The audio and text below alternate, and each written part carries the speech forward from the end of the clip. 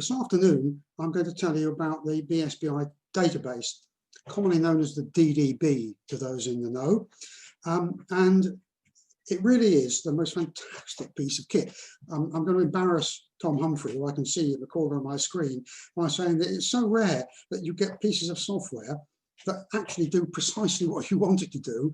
And also, it does more than that, because you dream up something you think is quite a nice idea, some sort of interrogation, and it's already been thought of. He's done it already, he's implemented it. It's just the most brilliant piece of software. So I hope that more of you will use it, perhaps as a research tool. I'm going to split the talk into two parts. The first part will be those sections of the DDB which are open to anybody, members of the public. Anybody can go onto the website, look at the information and so forth, and use that. And then the second half of the talk will be those parts of the DDB for which you need a password and a username, and I'll talk a little bit more about how that can be achieved later on. So I'm going to attempt to share my screen, and we'll take it away. Just while you're doing that, Chris, sorry to interrupt. I don't know if I forgot to say there, to anybody who wants to ask a question at any time, just press the Q&A button and we'll get it at the end for you, Chris. Cheers. Now, I'm hoping you can see my screen. I think you can. And the first thing you need to know about the DDB is where to find it. It's not exactly entirely straightforward. You need to go onto the BSBI webpage, bsbi.org, and it's reasonably well hidden. You have to scroll right down to the bottom of the page, and you'll see at the bottom there's this blue bar, and on the right hand side are a number of areas which you can enter, and one of them, the third one down, says BSBI Database brackets the DDB. That's what we're after. So we click on that, and you will get a page which looks like this. And I'm permanently logged in, but I've just logged out so that you can see what it looks like for members of the public. And you will, so there's lots of stuff about request and access. We'll talk about that a bit more in a moment. But I want to look at these buttons across the top here, drop-down menus. And remember, this is available to anybody. Any member of the public can go in and look at this.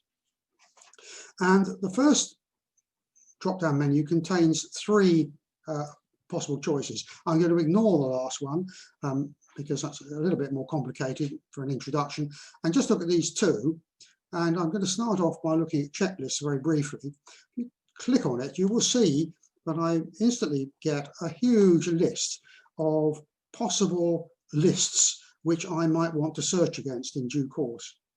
You know, there are plant habitats, Ellenberg, indicators. There are all sorts of sorted lists, more than you can shake a stick at. But one of the most useful ones are these RPR lists. Many vice candidate recorders, and to my shame I confess that there isn't one on for 68, but there should be, have made lists of the plants which are covered by their RPRs, and you can use these as a basis for a search. Obviously, the RPRs, as you know, are available on the BSBI website. So store that piece of information away, because we'll use it later on. And we'll move on to perhaps the main piece, or one of the two main pieces of the DDB for public access, and that is this grid reference lookup. Now that sounds fairly boring. It's a useful tool, you might think, because what I can do is I can type in the grid reference and it will give me a little map of where that is. And I'm going to use Holy Island as my grid reference, put in the tetrad name, and there it is. You can see it's the main part of Holy Island, or the mainland bit, and it gives me a useful map. I can check, thus, when I'm looking at a tetrad, I can check exactly where it is if needs be. But the powerful bit is, once again, it's not hidden from view, it's in plain view, but you have to know that it's there. And that is this line here. And this is a really powerful tool within the publicly available part of the DDB. Let's click it and see what happens. And you'll see it pulls up a list of all the plants recorded in that tetrad. And at the bottom, it counts them up for me. I see there are 357 species. I've been working quite hard on Holy Island, apparently. It contains all these species at the moment in alphabetical order. And you'll see there are two numbers here, two dates. 1987 is the earliest year, so it's going to ignore all records before 1987, which are on the database. And the boundary year will tell me, this list will tell me which ones have been recorded before and after that boundary year. So I can sort the recent records post the boundary year by ticking this box, and that will sort them into 1987 to 2000 here. So this is a list of species that have not been recorded since 2000 but have been recorded after 1987, and a much longer list, I'm very pleased to say, of species which have been recorded on the island post 2000. Now, if you think about it for a moment, if you're going to a site, if you're going to a national nature reserve perhaps, or you're going away on holiday and you want to pull up some lists of plants that might be in the area which you're visiting, this is a really powerful tool because you will know what has been found there. And if you look at the particular specific information, let's look at this one here, Centuria Metherell, the seaside century. You can see that it was last recorded in 2015. There is one record pre the boundary year date, it's 2000, and 11 records post the boundary year date. So it's obviously going to be relatively easy to find. There are quite a few records of it there, whereas some of these other plants have only got perhaps rather smaller numbers, either because they're very common and there's only one record in the tetrad, or because they're quite rare. So this is a really useful set of information. And there's one other little trick, which once again is useful to know. You can see here that the normal italics are plants which are recorded between the earliest year and the boundary year, but not subsequently. The rest, which are in bold, are split between italics and normal type. And the plain ones in ordinary type, are plants which have been seen since the boundary year, but not before. So there are no records of Acer campestre, the field maple, before 1987, before 2000, or between 2000 and 1987. But there are 3 records subsequently. Those that have been recorded before the boundary date, this one, for example, Piri Piri Burr, Air, there are 3 records pre-2000 and 16 records post-2000. It's a horribly common plant on Holy Island. It's far too common. So this is quite a powerful set of information. If you can interpret it, you can use it for all sorts of purposes, but particularly if you're going away to a particular site and you want to know what's growing there, when it was last seen, how many records of it there are. The second freely available set of information are the maps. And once again, these are a really powerful tool and something I think that the BSBI should be very proud of making available to the public. What I have to do is to select a name, and let's put in Bellis perennis, and the system will pull up automatically all the records which are on the database for that species. And you will see over to the right, it also puts up a legend box which tells me that I can see what dates these records are made. And obviously, in this case, the newer records are on top. So actually, there's quite a lot of records for Bellis perennis that have been already made in 2020. COVID-19 hasn't stopped people finding Bellis perennis at all. The system defaults to hectare resolution. You can see this quite clunky but checky look. But I can make it go down to tetrad by selecting the specified resolution and selecting here the grid size, and I'm going to take it down to tetrad. And that, in fact, is the maximum resolution you can get as a member of the public. You'll see there are other possibilities, but those are not available to the public. And I can zoom in. Here I go, and you can see, there's my Vice County up here, it's North Northumberland. We've been very assiduous in recording at Bellis Perennis. You can see there's a few gaps here and there, presumably that's probably in the sea, somewhere we haven't been. But this is tetrad information. So they're very useful maps. You can get them as a printable map if you wish by clicking this button over here. But what you will notice is as I move around the map, you can see that a little box is appearing, and that gives me extra information. So if I just hover over this tetrad record here, I can tell you from that little box that I'm on NT64A, as it happens, picked it purely at random. And there are 7 records on the whole of the DDB for Bellis Perennis in NT64A. And underneath is the hectad, and that also gives me the number of hectad records, or number of records within that hectad, which is 61. And the system, if I click on this, you see a little hand, if I click on that, if I'm really lucky, yes, it gives me a breakdown. This box here, which you can see has a total of 7 for the tetrad, and I can split it, automatically splits that into date class, and it gives me the number 61 for the hectad, and splits that also into date class. And over here is the national picture, also split down. Rather a lot of records for Bellis Perennis. Now it looks as though you can click on these and get some more information. Unfortunately, you can't unless you have a password. This, as it were, is a wall in the system past which members of the public can't get. We shall be able to look at that shortly. So again, the maps are a really powerful tool. Doesn't want to move out for some reason. Why is that?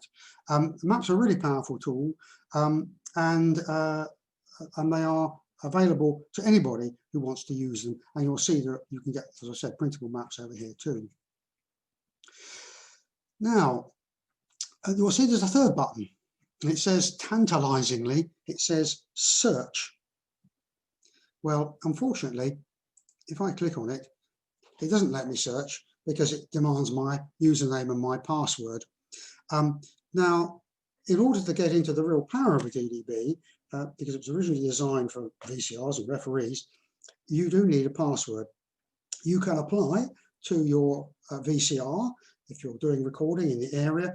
All my recorders record locally have access to DDB because it's really very valuable for them to be able to look at the records, go out and check things. So you can ask your VCR, if you're in an area where there isn't a VCR at the moment because there's a gap in the coverage, ask your country officer, and I'm sure they will be able to arrange something for you. And there may be developments coming up in the new year, perhaps, to make that these passwords more widely available still. So I'm going to log in now and show you the really powerful bits of the database. And as soon as I log in, I click search to log me in, and I'm now able to search on a large number of combinations of characters and factors. The DDB automatically puts up what it thinks, usually quite rightly, are the most common things that you want to search on. And so we'll start with those. We'll start on that basis. And I'm going to use a different species.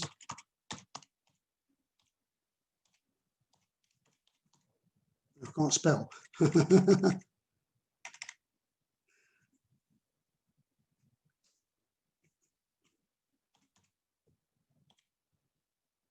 Here we go, Trichophorum cespitosum. Now, you can see that the database puts up its best shot. As I'm typing in, it will home in on the species that it believes I'm typing. And all I need to do is press the button, and it gives me Trichophorum cespitosum. So let's just do a search. And what this is going to do, it's going to search the whole of the DDB for this species, and it's going to put up all the records that are on the DDB. Let's just do that. I do that by clicking display results. And you can see that the system is now thinking. The amount of time it takes depends on a number of factors, obviously what I'm searching on, the speed of my internet connection, but it didn't take very long, and it's put up now 1,092 records for that species, for Trichophorum cespitosum. One of the reasons I chose it was because I knew there weren't too many records. And I also chose it because I'm able to use it to demonstrate a number of features which are present on the database and which are really, really useful if you are interrogating it. So let's start with the automatic output. You can see here on the left-hand side here, I've got the taxon name, and obviously that's Trichophorum cespitosum. I have the recorder, if it's been entered, and you can see there are one or two here where there's no recorder entered for some reason or another. It gives me the vice county, the locality, and that's whatever has been put in for the locality. And there's no standardization of names, so it's whatever the recorder has put in. The grid reference at full resolution, so you can see here for this one, I've got an 8-figure grid reference. For some of the other ones, probably down lower, I would have an 8-figure reference.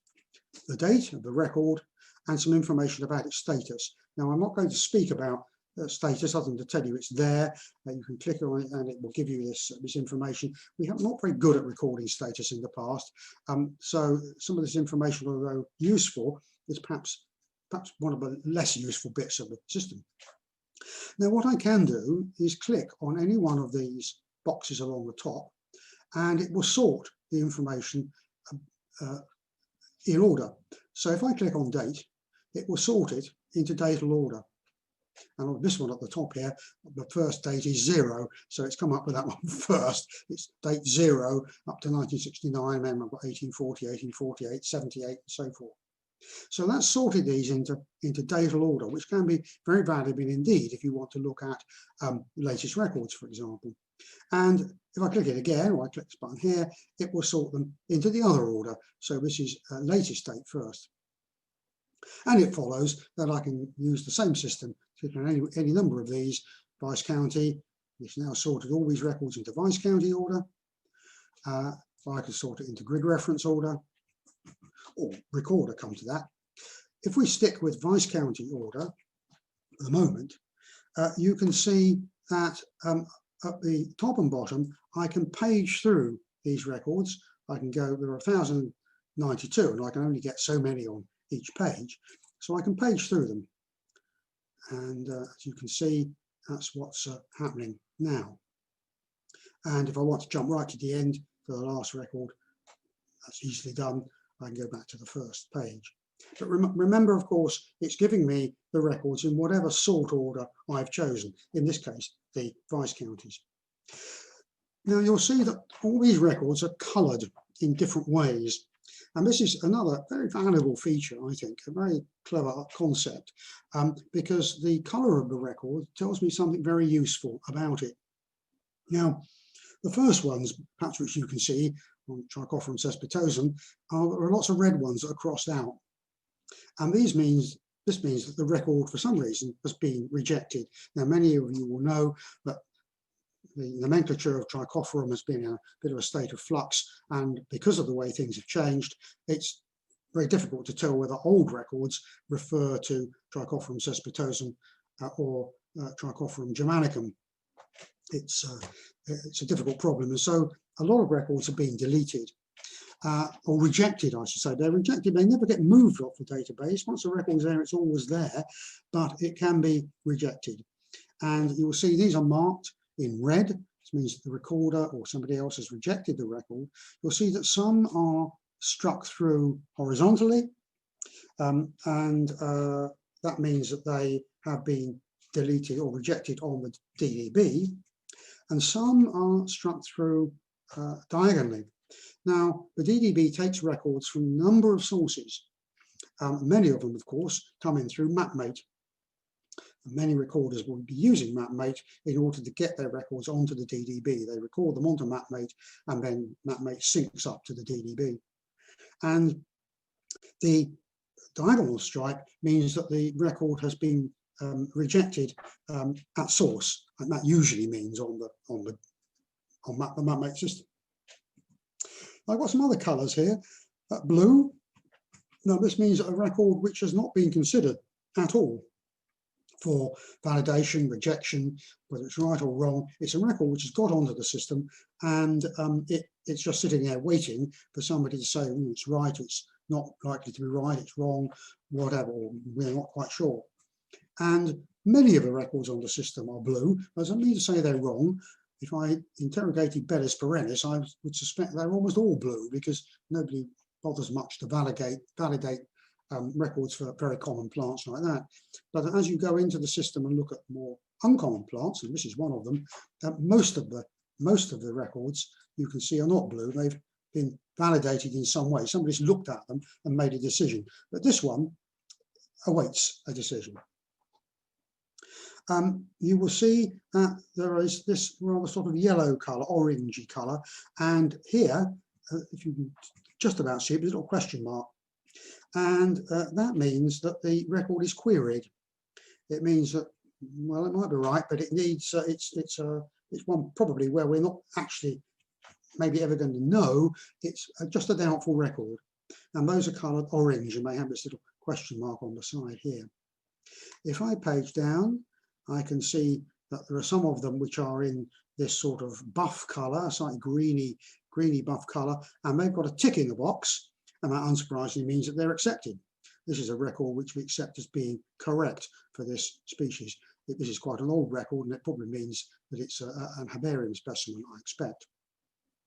And then we have these records which are a bright yellow. And this is telling the Vice County Recorder that these records need verification of some sort or another. Either they need to be accepted or rejected or queried. And this is they're highlighted in yellow, so that the Vice County Recorder knows that these are ones really which they ought to be doing something about. And of course, for species like Trichophorum, there are quite a lot of those. So this is a really good example of all these different sorts of records. And once you know what the colours mean, of course, they become much more valuable. Let's move up to the top here, and you will see there are a number of tabs. And I can just quickly run through these. The download tab, unsurprisingly, allows me to produce, there we go, a spreadsheet. It will download for me a spreadsheet or email me a spreadsheet. And you can see that I can choose, there's an automatic set of data, which is very similar to the stuff you've seen already. And I can choose other, to tick these boxes, and it will give me other information on my spreadsheet. And you'll see there's a little word of warning here that if you want to try and load something which is very large, then it's a good idea to have it emailed to you rather than wait on the system to generate it and load it onto your computer, because it can take some time, and obviously it takes time on the server. If you are downloading huge sets of records for some purpose, the number most people can access at one go is 50,000. If you want, for some reason, to download huge amounts of data, if you contact Tom Humphrey, the data manager, he will work with you on doing that. And then you have a couple of map tabs. Printable Map, which is very similar to the tab I mentioned earlier, but I didn't show you. And this produces maps which you can download in various ways, suitable for publication, for book or scientific paper, or indeed for a web page. But that's a bit of a topic in itself, really, because you can fiddle around with these in many ways to produce very interesting and extremely useful maps. I'm just going to look at the zoomable map for the moment, which is one perhaps which people use more on an everyday basis. And you will see that this looks surprisingly like the map which you've seen already when we were in the section which was looking at stuff which is publicly available. Now, And it is, it's an identical map. It's got data set partitioning up here, and I've got it in hectads at the moment. Once again, I can zoom it down to tetrads, which is what I'll do. And they haven't disappeared. I'm just going to have to zoom in now because, of course, they're so small. Because most of these, a lot of these records are tetrad records.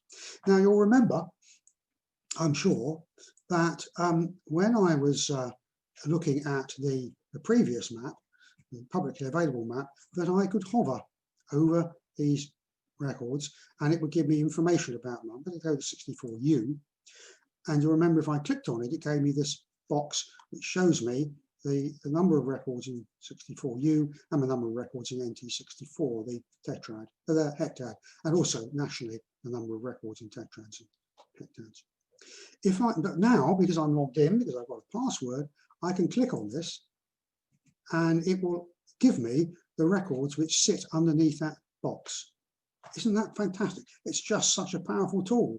I can run around the country, click on the box and see precisely what records are in that specific tetrad or hectad it may be.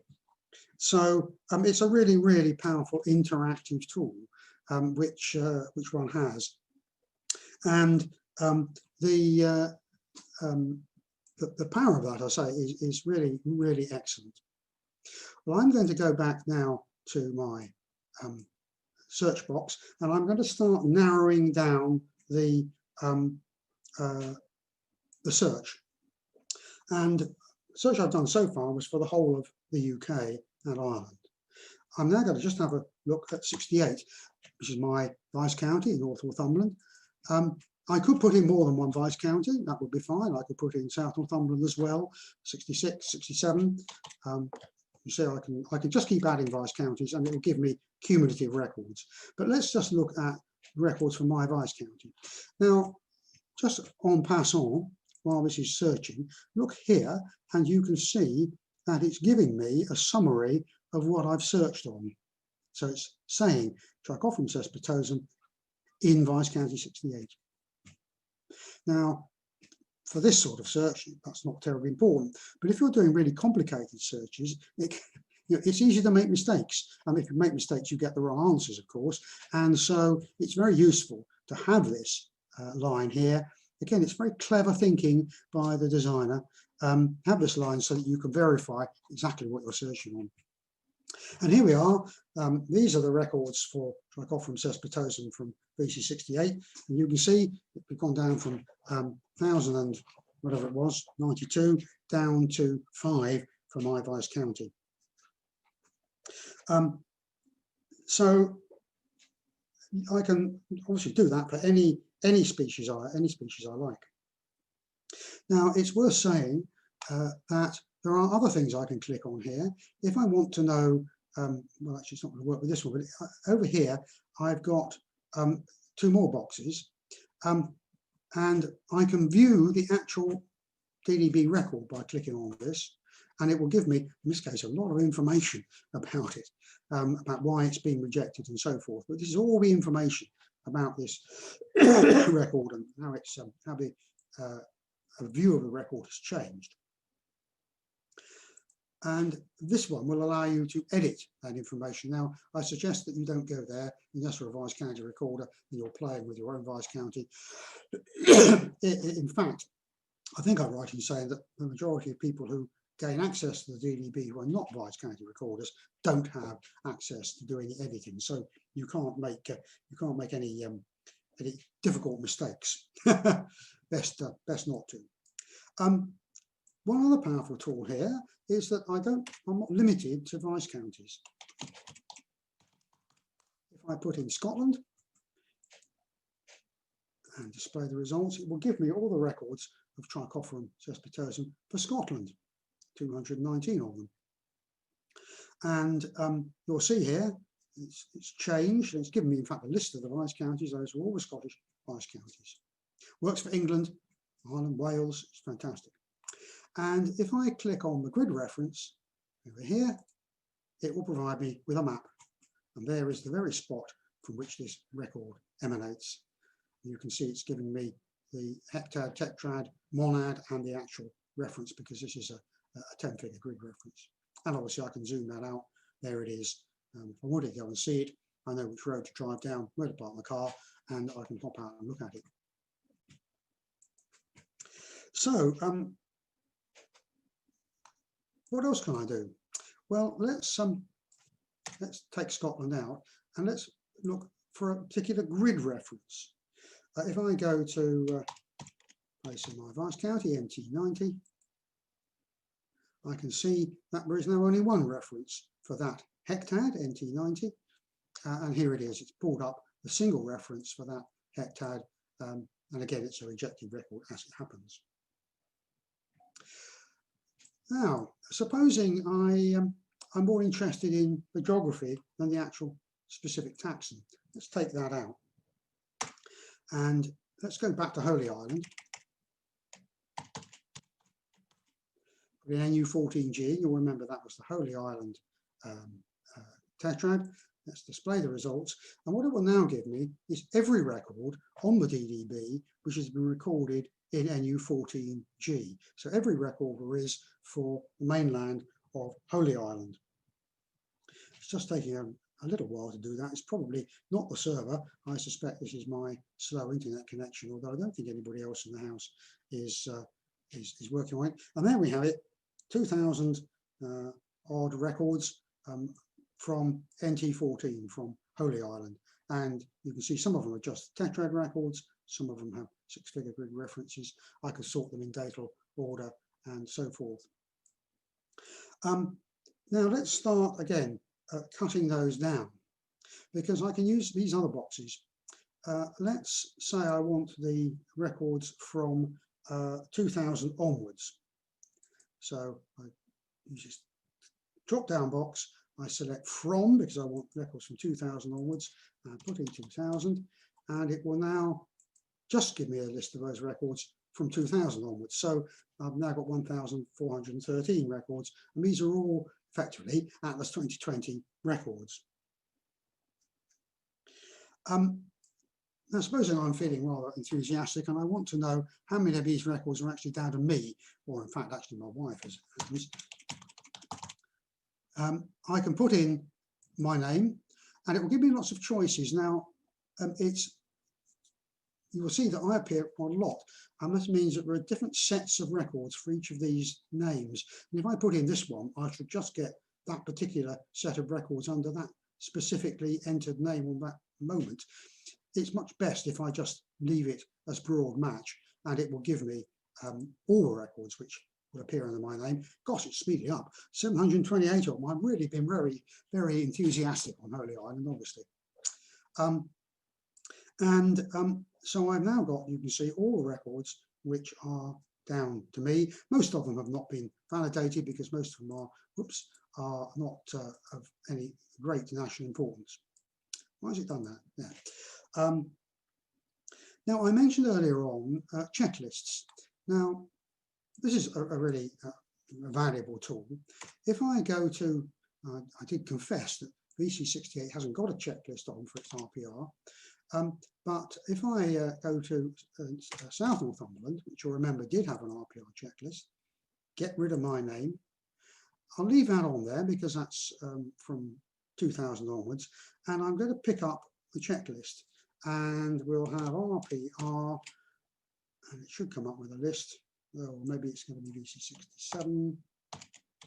Yes, VC67, and it's found my RPR, or South Northumberland's RPR. Now, if I click on that, it will give me, with my fingers firmly crossed, every record for every plant which is an RPR species for VC67, which has been recorded since 2000. Now, if you're creating an RPR, you can imagine that creating your list, having it then put on the system, and then doing the interrogation, it's a really powerful tool for those who want to write RPRs. It's a little more complicated search, so it's taking a little bit more than a little bit more time. Just while that's happening, you can see that I can put in place names, and you'll remember that when we had a list of plants earlier on, the locality was given for each record, I can put in a place name, and it will, if that matches the place name which has been put up by the recorder or the person who's entered them, that will come up with a record. Well, it's just taking rather a long time to do this, and you don't want to watch this and going round and round. So you'll have to take it from me that this will produce an RPR list of all the records for those plants for South Northumberland. Okay, let's do another search. Let's do a fresh search. Let's cancel all of that. Let's do a fresh search and do something a bit which might be a bit quicker. Now, one of the really powerful things about the RPR, about the DDB, is the way that it can group records together.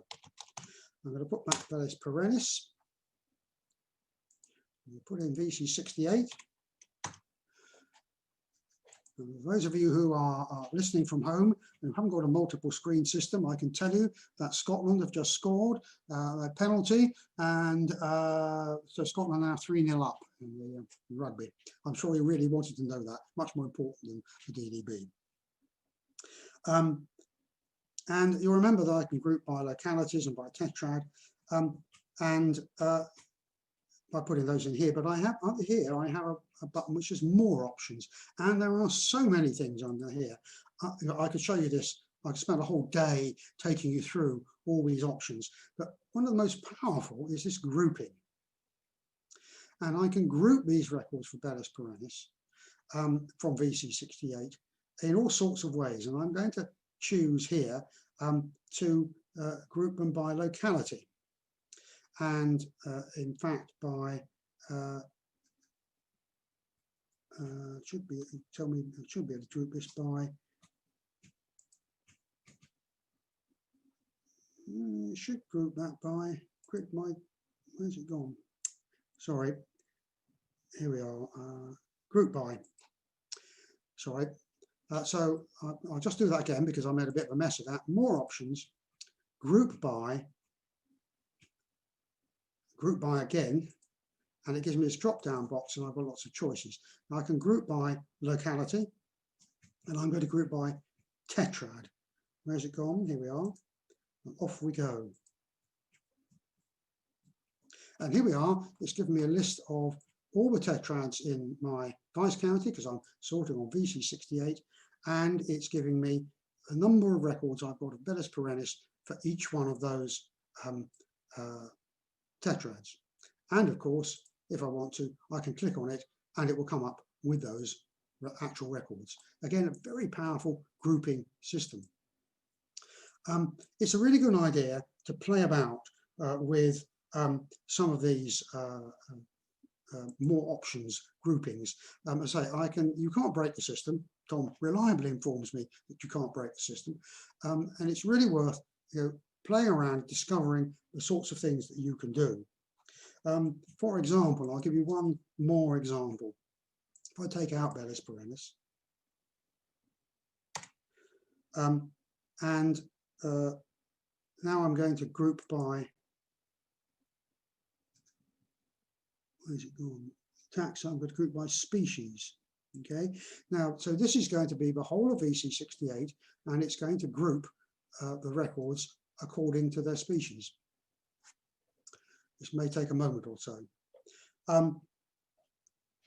If you have some questions, I'm going to finish in about 5 minutes' time. So now is the moment to think about a really awkward question that I won't know the answer to, but there may be somebody else who's watching. I see that there are all sorts of people who are very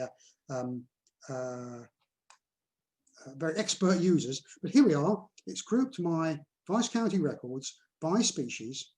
So there's 17 records for Abies alba.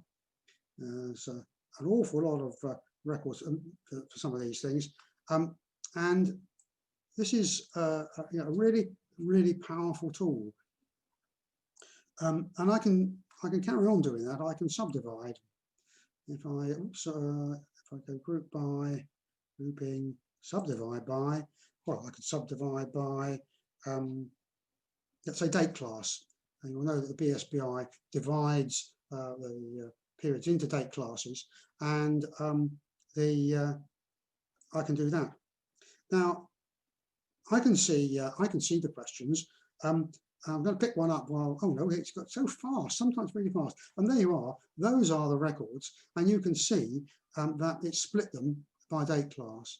And if I go to Acania, for example, you see there's no early records. Well, probably was there, but it picks up. And by the time I've got to here, I've got 104 records in that 10-year period.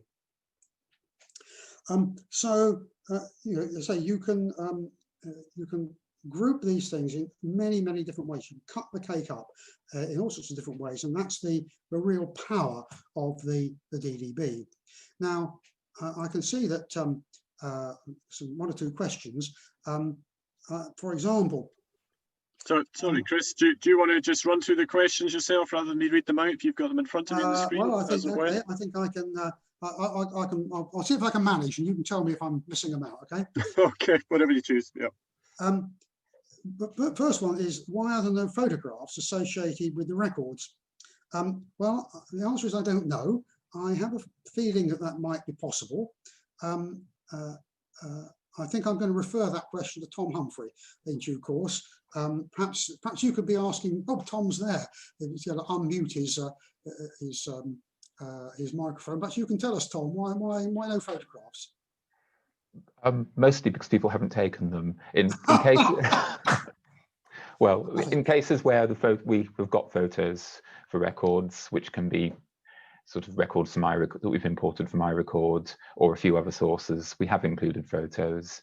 But by and large, MapMate doesn't support photos very well, and some of the older databases that we've taken records from haven't got photos. But I think in the future, as more and more recording sort of moves to mobile apps, it would be great to have a lot more photos. It would really boost the credibility of the records in some cases. Okay, next question I think is really for Lindsay about the QA session. I'm going to leave that for the moment. You can answer that at the end.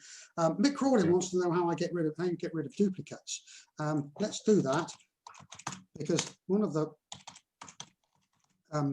problems with the database, not really a problem, but one thing that upsets lots of people is that there's a lot of duplication of records, because records get on from all sorts of different sources. As I've said, they come in from MapMate, they get directly squirted in by recorders. And yes, the answer, Mick, is yes, there's a little box at the bottom here, and the DDB will do its best to recognize duplicates. Of course, it's not perfect. You know, some things turn out to be a duplicate, which don't necessarily appear to be so on the database, but it does its very best. And there, it's hidden the duplicates of Bellis perennis, and it will tell you that there were 1,411 originally, and 314 are duplicates. So it's done a pretty good job on that. There's not a lot of duplication on my advice counting. Dot Dahl asks, explain the letters that are part of TETRAG information for those who are not familiar. Yes, I can do that. I think it's going to be the last question. I've got time for. Oh no, I've got plenty of time. Yeah, you've got another 15 minutes, Chris. If you want to take questions that long, it's up to you. Hang on in that case. The hectads are split into 25 4 square kilometre blocks, two by two, and we number them crossways A, B, C, D, E, and then F, G, H, I, J, and so on, missing out O because it looks like 0, although I is used. And that gives me, if I miss out 26 letters in the alphabet, if I miss out O, I've got 25 letters, which I can use, one for each of those 2 by 2 blocks, which we call a tetrad at 4 square kilometres. So if you like, it's a cut down, convenient block used for monitoring. Although I have to say, when my predecessor started out, he did all his monitoring in 5 kilometre blocks, which is rather awkward because they don't fit together terribly well. Because of computerization and GPSs, many recorders are now monitoring in monads. Okay, it's not going to be terribly good if you're monitoring right in the middle of the Highlands of Scotland, where you've got acres and acres of bald grouse moor. But if you're for fine scale wider scale, it's a very good system. And so I think over the years, the BSBI will move away probably from tetrads to really only looking at monads and greater resolution. So yes, it's A, B, C, D, E are the sort of initial lines, and then it goes up to Z in the bottom corner. What have we got? Who goes and checks every entry in the field to validate it? Oh, yes. Well, the answer is a number of different people. Vice County Recorders do it. It's quite a task. And of course, that means that not every record gets validated. And as you can see on my screen at the moment, I've got Bellis perennis. Well, one of those records has been validated, and tell you it wasn't by me, because it's a common species, and one tends to assume that most people can recognize Bellis perennis, common daisy, and that it doesn't need very much validation. If we look at something which is really rather tricky, let's say, oh yes, here's a difficult species to, oops, sorry, let me Arctica Times. Here's a difficult species to recognise. I'm going to take out North Northumberland. No, yes, I can't spell, can I? Right, try that. There we go. Now, recorders verify records. Country officers verify records. There's a lot of verification going on at the moment by the team who are dealing with Atlas 2020, and also the referees validate records. And I can tell you, I've done a lot of work on Austin Fieldii because I'm a referee for Euphrasia. So I've been through every one of these records, and how many are there? Yes, 537. Takes a bit of time. I've been through every one of these records and made a decision about what I think they are. Usually, the recorder has made a perfectly good decision already. Not always. So there's a number of people do this: country officers, recorders, referees, and the at the moment the Atlas 2020 team. Sorry, Chris. I've got a question here, which for one of the early career botanists. Yeah. Is there a way to shadow someone with experience recording in my Vice County to increase my confidence and potentially help to contribute in the future? It came in early there. Field meetings are a great way to do it. As a Vice County recorder yourself, Chris, what would you recommend? Yes, I mean, field meetings are great, but they're not necessarily field meetings in your area. Most Vice County recorders are very approachable people. Some have recording groups locally who go out in the summer in groups and record. And you can always, if your Vice County recorder is happy, I've taken relatively new people out to try and enthuse them with a bit of recording.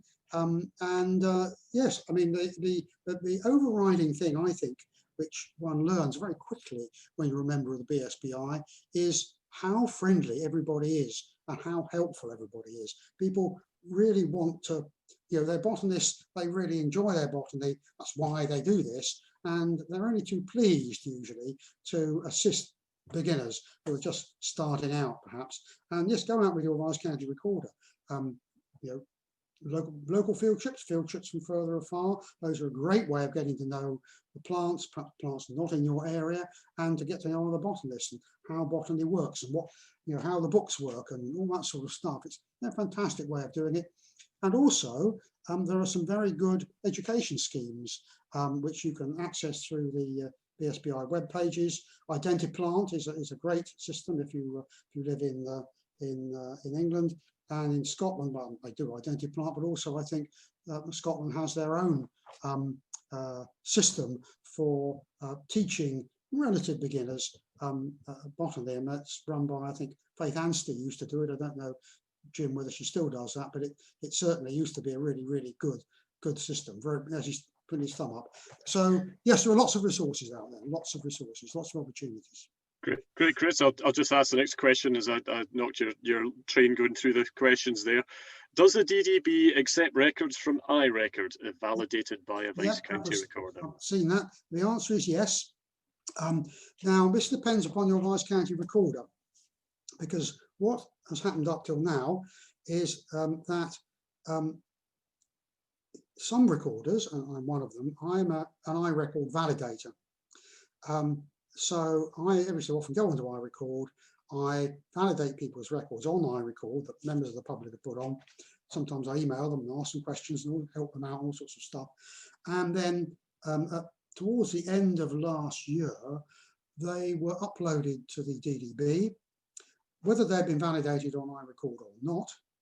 And Vice County recorders could decide whether to squirt those records into the main body of the DDB. They were put in a sort of holding box, and it was up to Vice County recorders to decide whether to push them into the DDB or not. So some recorders have decided to do that. Both myself and my colleague in PC67 squirted all those validated records in. But I'm sure some other Vice County recorders who are not very enthusiastic about iRecord have not done that. So it depends on your VCR. It'll be different in different parts of the country is the answer, but don't let that stop you putting your records on iRecord, of course. We'll get there eventually. You know, it's a new system. There's always going to be people who are not quite sure how it works or whether they really want it. I'm very enthusiastic about iRecord. I think anything which gets people out in the country recording plants, learning how to do it, we're here to help them learn how to do it. It's got to be a good idea. Can I run through this? Sorry, Chris, you've got about 5 minutes left, so I'll maybe let you choose the questions. But one here, which I confess I've got some personal interest in as well, from Nick Crawley. Can you demonstrate the use of a bounded area, please? Let's see. Somebody's asked about status buttons. Okay, all right. I said I wouldn't do this. This is not my favourite status. The status is very difficult because traditionally most records do not carry status information. I mean, some recorders do. Some recorders are very good about recording status. I know that Mick Crawley is on the system at the moment, and I think he's pretty smart at recording status because he's very enthusiastic about recording street trees and so forth. Incidentally, I should warn you, Wales are 7-3 up now, just scored a try. Oh dear, our black armbands on, chaps. So, like all systems, the DDB is only as good as the information which is put on it. And I don't tend to record status. Occasionally I will put planted or something. I'm not very good at doing it. So any database is only as good as the systems which are put on it. And if I don't put status information on, it's not going to appear for that record, except that we have some rules. And of course, the system is able to make judgments about particular records because the system overall knows usually what is native roughly where. Obviously, there are boundaries where it's going to be very blurry. So if I put on Bellis perennis, the system is going to assume that it's going to be native. If I put on, trying to think of something which is really Acanea, Nova Zelandite peri-peri-burr, it's going to assume that that is non-native because it's an alien, well known as an alien. So these buttons, for the most part, are going to tell you the inferred status of the plant, and you can see here I've just touched on one. It will give you a list, and it tells you that it will provide the inferred status of the taxon in its grid square, and it tells you it's not classified. Well, there's a thing. And the actual record status. So if I had to put in something, if I had to put in native for, it's not my record, but if there was a status attached to it, it would provide that information. But unfortunately, for most records, it's providing inferred information rather than specific information about that record. It's not a terribly good answer, I'm afraid, but BSBI has been wrestling with recording status for almost as long as I can remember, and I don't think an answer has really popped out of the sausage machine just yet. I've just got time for one more, I think, because it'll have to be a quick one, Chris. It'll have to be a very quick one. Okay, right. Bounded areas. Yes, I can put in an area name, and there are all sorts of these, as you can see, down from people's gardens and so forth. And these are areas that VCRs have created. I do it for SSIs in my area. It means that records within that area, within, in this case, 4 South Quay, Great Yarmouth down here, not a National Trust. Within that bounded area, I can pull out all those records. It's very useful if you're surveying in, say, SSIs or a National Nature Reserve. That's quite a good system. That's a pretty ropey answer for what's a bit more of a complicated question than that. Perhaps I should have done that earlier on. But anyway, that's a very quick answer to the question. Well, I think my time's up, and it's still Wales 7, Scotland 3. Cheers, Chris, for that. And yeah, if you don't take your chances, you fall behind in rugby. So. Yeah, thanks very much, Chris. That was brilliant. You always make a database seem really easy when I sort of listen to you. So I'll certainly be trying to bash away with that as well. So thank you. Very well explained, brilliantly explained, actually. Thank you for that. There are, I think, 1 or 2 other questions there, Chris, and I'll leave it with you whether you want to sort of root through them in your own time now, or whether you want to watch the rugby or listen to Matt's talk there. But moving swiftly on, thanks very much again, Chris,